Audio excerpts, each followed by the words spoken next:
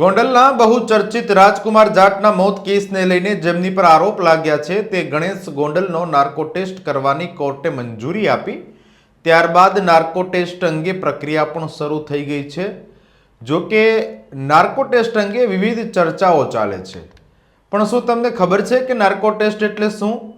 Narco test શું છે, તેની પ્રક્રિયા કઈ રીતે થાય છે? આવા અનેક સવાલ આજે જ્યારે ચર્ચામાં છે ત્યારે આપણે તેની વિગતે વાત કરીએ.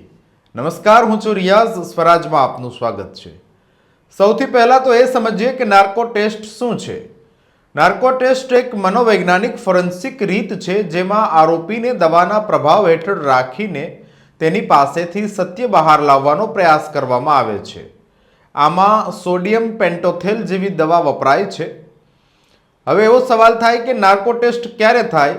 તો સાંભળો કે પોલીસ અથવા તપાસ એજન્સીને એવું લાગે કે આરોપી સત્ય છુપાવી રહ્યો છે, અથવા તો જ્યારે કોઈ કેસમાં પોલીસને કોઈ મહત્વનો ક્લુ ન મળતો હોય ત્યારે આ પ્રક્રિયાનો ઉપયોગ કરવામાં આવે છે.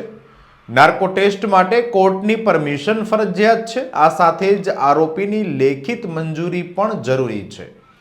નાર્કો ટેસ્ટમાં જે વ્યક્તિનું પરીક્ષણ કરવાનું હોય છે એ વ્યક્તિને સોડિયમ પેન્ટોથેલ નામની દવાનું ઇન્જેક્શન અપાય છે, જેની અસરથી તેની વિચાર શક્તિ સીમિત થઈ જાય છે.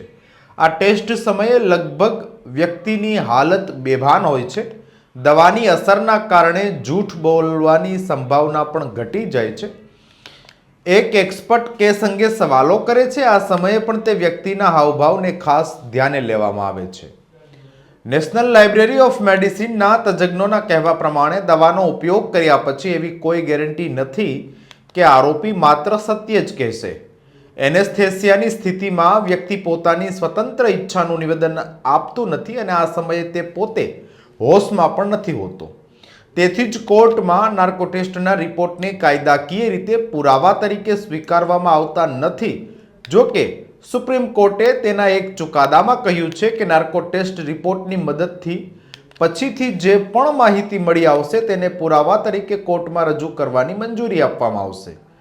નાર્કો ટેસ્ટ પ્રોસેસ તબક્કાવાર રીતે કરવામાં આવે છે, જેમાં સૌપ્રથમ કાગળની કાર્યવાહી સામેલ છે. કોર્ટની મંજૂરી, આરોપીની લેખિત મરજી વગેરે સામેલ છે. ત્યારબાદ આરોપીનું મેડિકલ ચેકઅપ કરવામાં આવે છે, જેમાં ડૉક્ટર આરોપીનું સંપૂર્ણ તબીબી નિરીક્ષણ કરે છે, જેમ કે બીપી, હાર્ટ, હિસ્ટ્રી, સુગર, આવી રીતે બધા જ ટેસ્ટ કરવામાં આવે છે. અગાઉ કહ્યું તેમ કોર્ટમાંથી ઓર્ડર આવે ત્યારે જ નાર્કો ટેસ્ટ થઈ શકે છે અને તે માટે આરોપી પોતાની મરજીથી ટેસ્ટ માટે રાજી હોવો જરૂરી છે, જબરજસ્તી નથી. ટેસ્ટ માટે જે દવા વપરાય છે તે દવા એટલે કે સોડિયમ પેન્ટેથોલ ધીમે ધીમે ઇન્જેક્શન દ્વારા આપવામાં આવે છે. આથી વ્યક્તિ સેમી કોન્શિયસ થઈ જાય છે કે અર્ધબેભાન અવસ્થા જેને આપણે કહીએ છીએ. ત્યારબાદ ક્વેશ્ચન સેશન થાય છે, જેમાં જે તે આરોપીને પ્રશ્નો પૂછવામાં આવે છે. દવાને કારણે મગજની ફિલ્ટરિંગ ક્ષમતા ઘટી જાય છે. માણસ અચાનક રોકાયા વગર જવાબ આપે છે.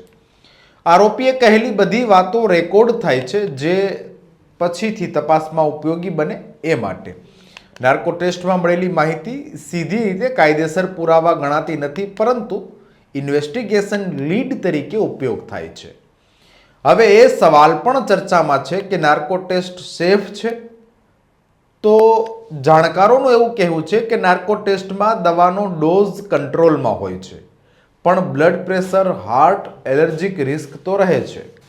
તેથી ટેસ્ટ સંપૂર્ણ મેડિકલ ટીમની હાજરીમાં થાય છે. નાર્કો ટેસ્ટ દરમિયાન બહાર આવેલી વિગતો કાયદેસર પુરાવા ગણાતી નથી, પણ તપાસમાં ઇન્વેસ્ટિગેશન લીડ તરીકે ઉપયોગ થાય છે. અમને જે માહિતી મળી છે તે પ્રમાણે અમે નાર્કો ટેસ્ટ વિશે આપની સમક્ષ માહિતી રજૂ કરી છે. આમાં કોઈ માહિતી દોષ હોય તો ક્ષમા પ્રાર્થી છીએ. સમાચારોમાં અત્યારે બસ આટલું જ. પડે પડની અપડેટ્સ માટે જોતા રહો સ્વરાજ. ધન્યવાદ.